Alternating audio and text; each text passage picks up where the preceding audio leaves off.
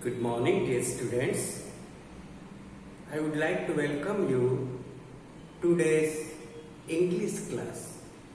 You can say both spoken English as well as your written English. But our discussion will be including both.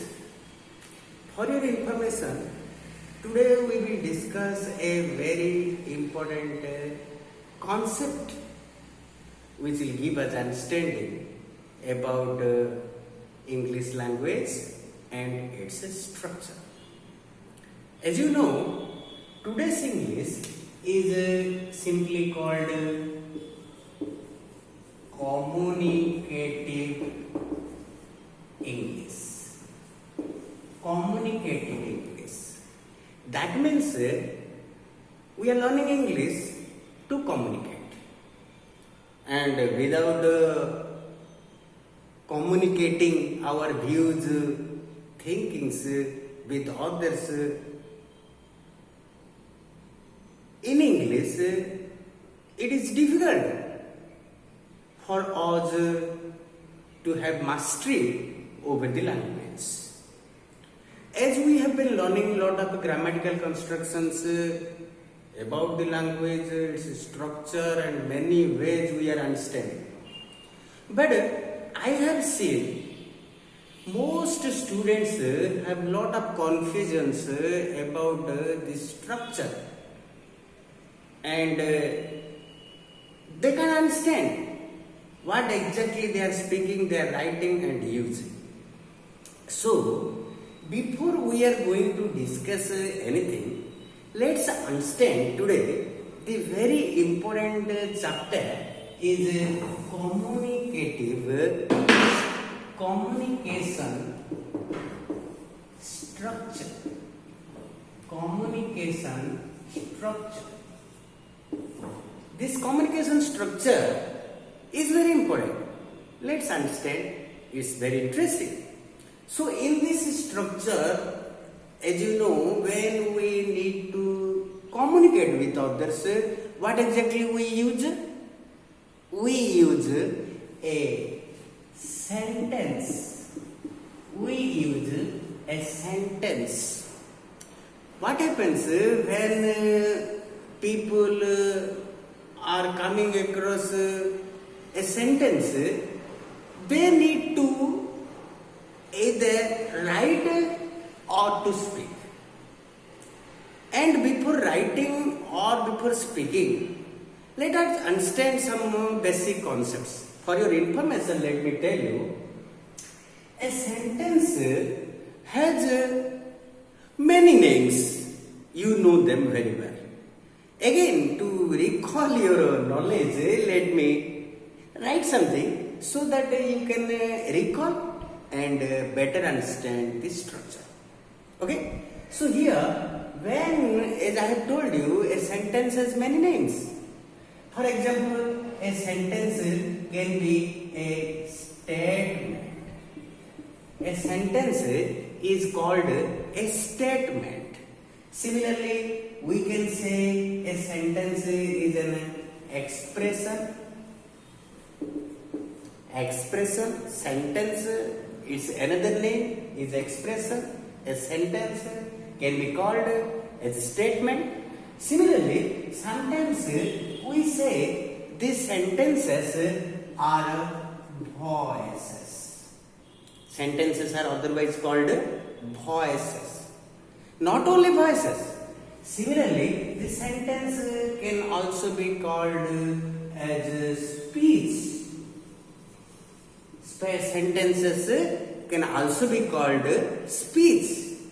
So we understood that a sentence can be called as a statement, a sentence can be called as an expression, a sentence can be called as a voice, as well as a sentence can be called as a speech, and besides that, we can have another name of the sentence is a clause. So here we understood that a sentence has many names. That can be called a statement, When we talk about a statement, it can be two different types of statements we use. What are they? One, we use own statement. We use own statement. What we ourselves say is own statement. Hari, where is your house in this town? I personally, directly, I asked Hari, it is my own statement. Similarly, sometimes we need to use others' statement. Others' statement means sometimes we say, Guruji, my father told he will meet you next Sunday. Whose statement you told? It is others' statement. So normally we often use own statement as well as others' statement, and when we think about statement can be understood in this way. Similarly, when we are talking about an expressions are very important things, because we express. What do we express? We express a sentence, a statement, and while we are expressing our statement, while we are communicating our statement, it can be of different types. Types means situations. That includes body language, that includes the vocabulary, that includes the intonations as well as pronunciations of our sentences. For example, what those expressions express, that let's understand. One can be your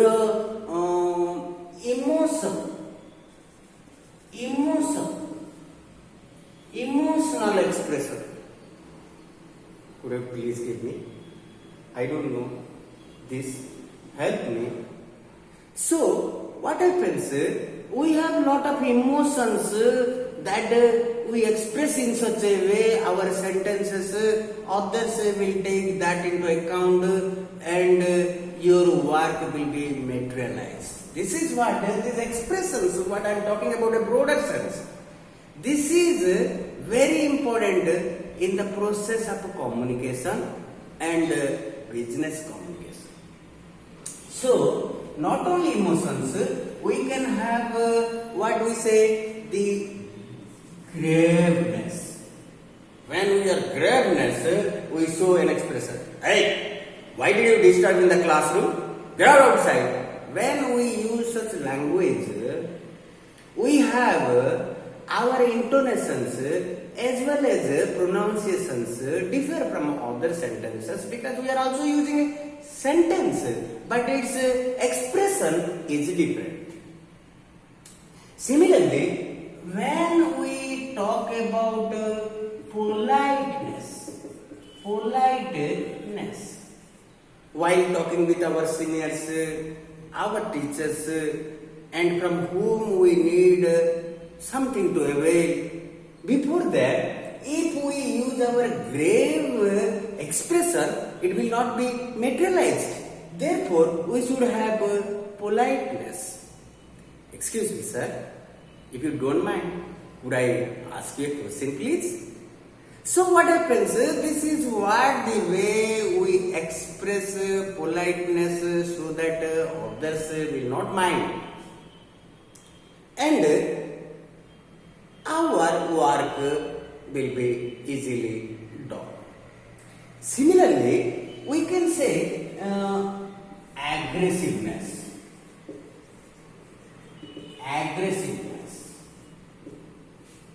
So, this aggressiveness not only expressed using the words and sentences, but that also includes our body language.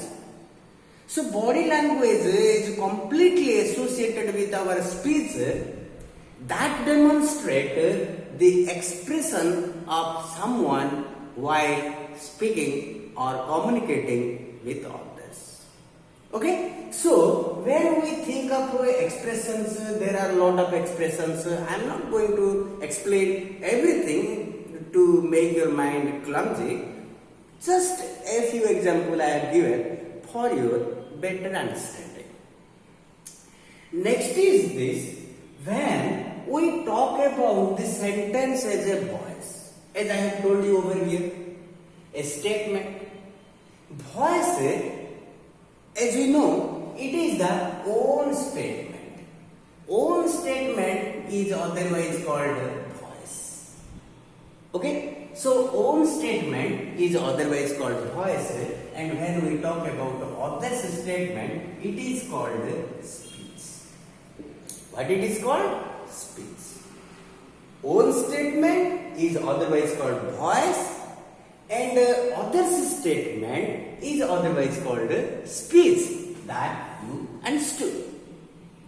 So, I am telling you the structure of communication. Today, we are just understanding, because sometimes when students coming across with the word statement, sometimes coming across with the expression, they are in confused. So, to clarify your understanding, your doubts that the sentence has many names. And when they have different names, they function in a different ways. And that I am explaining over here. You see, when we express our own statement, it is called voice. And when we express our this statement, it is called speech. But what happens when we express our own statements, which is called voice, that can be expressed in two ways. One is active voice and another is passive voice. What is that? Active voice and passive voice. Similarly, when we need to express other's statement, which we say is a speech, that can also be classified or grouped under two divisions. One is direct speech, another is indirect speech. Understood? So, here we have already discussed that statement, expression, voice and speech. Voice means what? Own statement. Speech is other's statement. And own statement can be expressed in two ways. So also the other's statement, which we say is the speech, that can also be expressed in two ways. For example, I have already given. You see, Guruji, my father told, I will meet your teacher tomorrow morning and complain against him. So, I will meet your teacher tomorrow morning and complain against you is what exactly my father told. What his statement, what expressed from his mouth, we are writing within inverted commas, that is the direct speech of my father. And that can also be expressed indirectly. You can tell, Guruji, my father told, he would meet you tomorrow morning, the next morning, and complain against me. Okay? So, here we are not using the exact words of my father within inverted comma.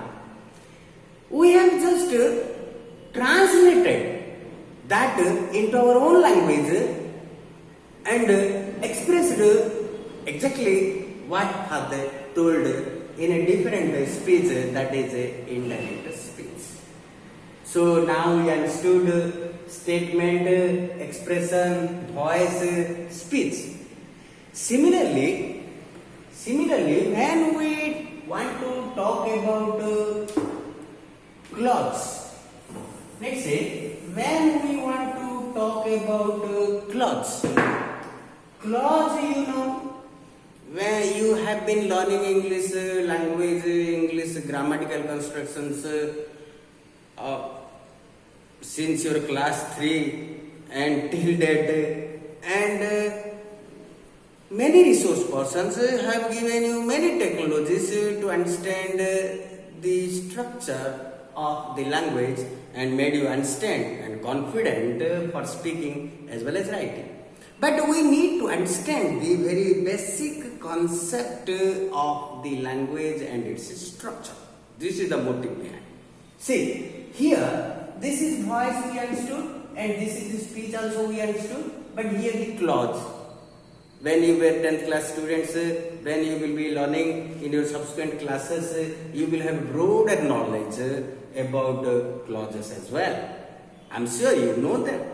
But for recalling your understanding, I am telling all those things. Okay? Please concentrate.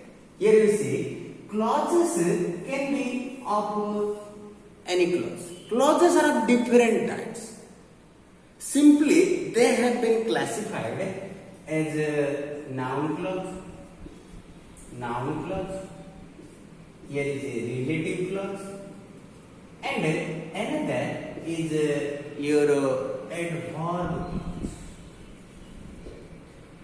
I am not broadly classifying them right now because this will take some other classes. We will broadly discuss on them if you want for this, but let's only understand today that we have been learning communicative English, and for communication only we use this language, and to communicate with confidence we need to have a clear knowledge about our language and its structure. We should avoid all kinds of confusions from our mind, because I have seen when I asked some people, they did not give any information about this, despite they know these words, but when it requires to explain what exactly it, they could not. Therefore, I am just telling you, please try to understand and if necessary, note them down. Okay, so now we today from this diagram, we understood what the other names of the sentence and what are they called and what exactly they meant for and why we need to understand them. Okay, and now I am not explaining everything detail, just to have some conceptual understanding about this structure. Okay, let me show you another structure what we are going to discuss subsequently, slowly, but subsequently. Let's see. Okay? Now, let's understand what exactly we need to have proper communication. As we have already discussed that what different names of a sentence is, we need sentences to express our views with others. And sentences of different names in different situations, they have different functions, they have different words, that we understood. But the important thing is what? We need to have communication. Communication means sharing our views and ideas with others using a language. What exactly it means communication, that you know. Normally if we say, we can say to speak or write. For speaking and writing, what we need? You see, this is a very important thing. You will communicate, you will concentrate. For speaking or writing, or you can say to say. what do we say? While speaking or to speak something or to write something, we need three different things in our mind. What are they? One is the purpose in our mind. Purpose. Another is situation, and another is its effects. You see, these three different things are very important. With the help of them only, we materialize our communication process. I am telling you how we should clarify our doubts. Purpose means what? Purpose means what to say. Here is the question. Purpose means what to say. And here situation and effect means how to say. You see, purpose means what to say. Situation and effect means how to say. Two different things. I suggest to my students, those who are for spoken English, I tell them, you can speak English easily, quickly, fluently when your mind often thinks of the purpose. If you concentrate on how to say, you cannot easily become fluent in talking very powerful English. That is the matter. But this is also important. This is also important. But for speakers, those who want to speak, they must know the purpose. They should concentrate over the purpose. Purpose means what we say. So this needs exactly your vocabulary. And another thing is the confidence. Confidence. How to say? How to say when we are thinking? It comes with many things. One is you can say the type, tense, aspects. Similarly, we need the grammar, and we also need vocabulary. All those things we need, but it often uses the translation method. When we think that how to say, our brain is giving stress that how I can translate my views from my mother tongue, and that I will express using English language. For that I need a lot of grammar, tense, vocabulary and everything. That is not the fast way to be fluent in talking English. But if a student gives concentration over the purpose, he or she can be fluent in English soon. Okay? So therefore, I will suggest that a student must often think about the purpose while speaking. That means what to say, but not give much stress about how to say. Okay? And for your information, you see, when we are talking about what to say, this what to say, what happens? We say normally, we say two things. I have already told you. That means the own statement and others statement. That means we use voice as well as speech. This voice can be also expressed two ways. One is active voice and passive voice. I have already told you. Similarly, while expressing other statements, we use two ways. One is direct speech and another is indirect speech. That also I have told you. This is other statement. But as a student, we must know statement to express own statements as well as others' statements. But the thing is that while expressing them, what needs to develop our confidence? We should have, because we are not giving stress on how to say something. We are giving concentration right now what to say. When we think what to say, either we say own statements and other statements, that can be voice or speech. Voice can be active voice, passive, direct or indirect speech. Whatever we say, for grammatical correctness, we need to know three different important things.